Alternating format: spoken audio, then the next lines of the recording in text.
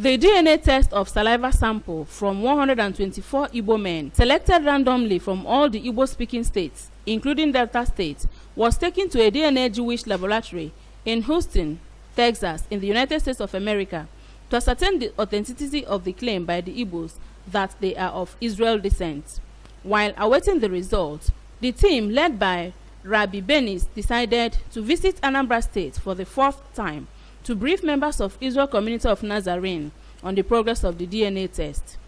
Rabbi Benis assured the Jewish community, who gathered from all parts of the state, that while they continue with the test, they have every belief that Igbos are their brothers. He explained that the result would be compared to the database collected 17 years ago when the American Jews, in search of their brethren scattered all over the world, established the laboratory. He charged them to continue to serve and worship Yahweh in the beauty of His holiness, reminding them of the need to keep the Shabbat day, which is the last day of the week, holy. Day is coming to pass. Hallelujah. Hallelujah.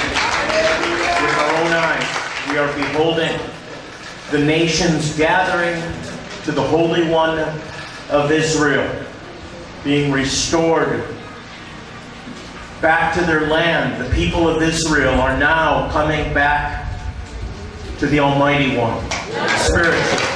A great restoration that He promised. Earlier in an address, the National President of Redeemed Israel Community of Nazarene Association, Bishop Ignatius Orizu, commended Governor Obiano for providing enabling environment for visitors and investors to put into the state without fear, praying Yahweh to guide and protect him as he continues to work for the good of the state. We